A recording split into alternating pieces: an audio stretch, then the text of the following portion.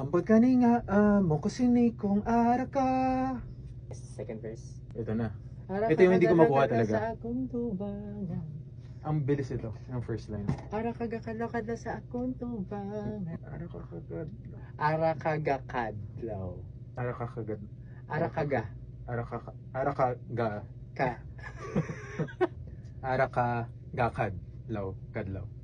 Ara ka. Okay, tuloy mo. Ara ka Gakadlaw kadlaw. kadlaw. Second line muna tayo.